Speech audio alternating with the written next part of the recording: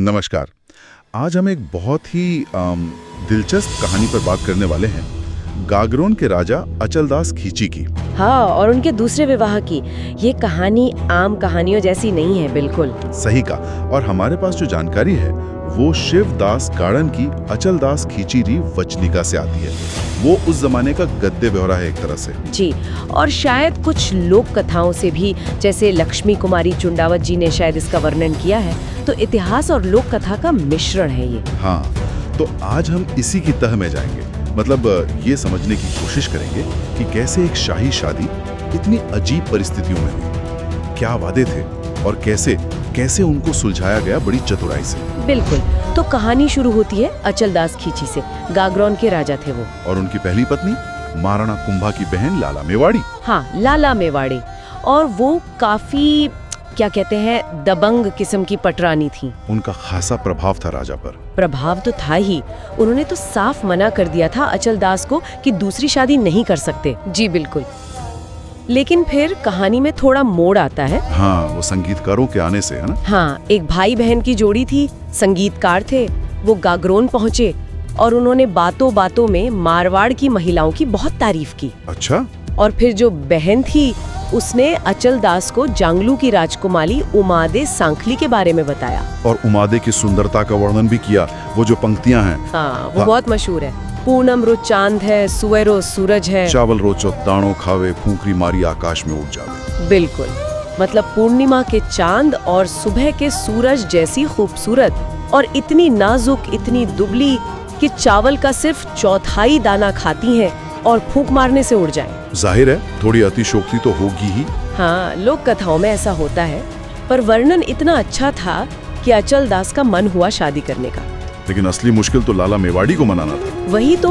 और जब वो मान भी गईं, तो एक बड़ी ही अजीब शर्त रख दी। हाँ, उन्होंने कहा ठीक है शादी कर लो, पर जब वापस आओगे तो उस नई रानी से, उमादे से कभी बात नहीं करोगे। ये शर्त, मतलब आज भी सोचे तो कितनी अजीब लगती है राजा के लिए। बिल्कुल।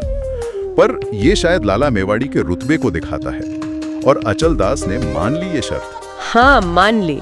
और वो बारात लेकर जांगलू गए। अब जांगलू गागरोन से बहुत दूर था, राजस्थान के एक कोने से दूसरे कोने जैसा। और फिर जो हुआ वो तो और भी अजीब है। बारात दुल्हन के गांव पहुंचकर 2 साल तक रुकी रही। 2 साल? सोचिए जरा। क्यों? मतलब क्या वजह थी? शायद अचलदास वो जो वादा करके आए थे लाला मेवाड़ी से, उसका सामना नहीं करना चाहते थे। उन्हें पता था कि गागरोन लौटते ही उमादे को पूरी तरह अनदेखा करना पड़ेगा, तो वो टाल रहे थे। और फिर वापसी की यात्रा, उसमें कितने साल लगे? उसमें और 7 साल लगा दिए। क्या? 7 साल वापसी में? जी। कुल मिलाकर 9 साल हो गए। हाँ, कभी कहा घोड़े थक गए, कभी बारिश बहुत हो रही है, कभी नदी में पानी ज्यादा है। बस बहाने बनाते रहे। 9 साल अपनी राजधानी से दूर। ये सिर्फ वादा निभाना था या उस जमाने में इज्जत, मान, सम्मान इतना ज्यादा जरूरी था कि राजा ने 9 साल ऐसे बिता दिए? मुझे लगता है ये दोनों बातें थी। वचन का मान रखना बहुत बड़ी बात थी उस समय, और अपनी इज्जत भी। तो 9 साल बाद जब वो आखिरकार गागरोन लौटे, तो उमादे के लिए एक अलग महल तैयार था। जी हाँ, और वादे के मुताबिक अचलदास अगले 7 साल तक उमादे से मिलने तक नहीं गए। उनसे बात करना तो दूर की बात है। तो 9 साल यात्रा में और 7 साल महल में अनदेखी, 16 साल। 16 साल।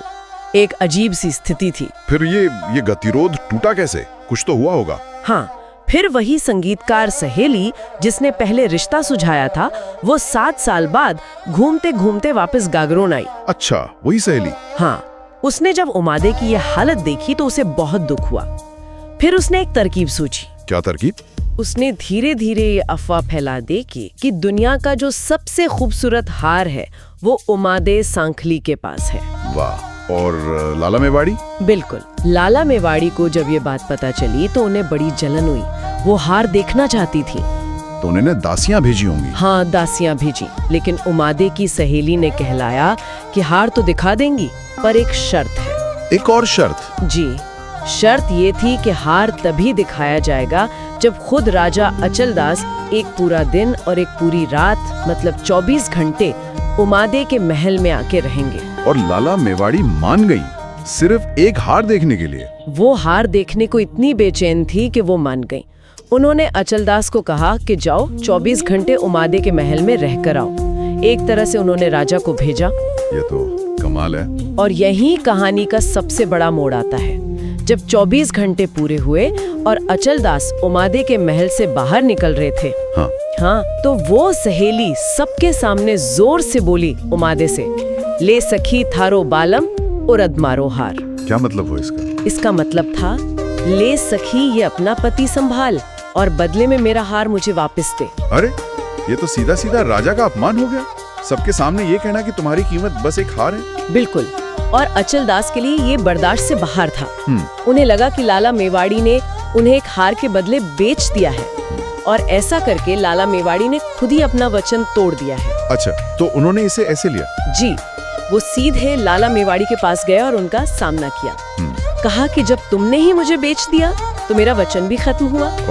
और फिर वो हमेशा के लिए लाला मेवाड़ी का महल छोड़कर उमादे सांखली के पास रहने चले गए। तो एक हार और एक सहेली की चतुराई ने वो कर दिखाया जो 16 सालों में नहीं हो पाया था। हाँ बिल्कुल, ये कहानी ही दिखाती है कि कैसे उस जमाने में व्यक्तिगत मान सम्मान, वचन, चतुराई और सामाजिक दबाव, ये सब मिलकर चीजों को तय करते थे। भौतिक चीजों से ज्यादा इज्जत का मोल था। ये सिर्फ महलों की साजिश या प्रेम कहानी नहीं है। नहीं, उससे कहीं ज्यादा है। ये उस दौर के मूल्यों, वादों के वजन और सम्मान की लड़ाई की कहानी है। तो अंत में सोचने वाली बात ये रह जाती है कि उस जमाने में शायद ये जो अनकहे नियम थे, समाज में प्रतिष्ठा और व्यक्तिगत सम्मान, इनका असर शायद औपचारिक कानूनों या लड़ाइयों से भी ज्यादा होता होगा जीवन पर। हाँ, ये बहुत संभव है। ये चीजें शायद ज्यादा गहराई से लोगों के जीवन को आकार देती थीं।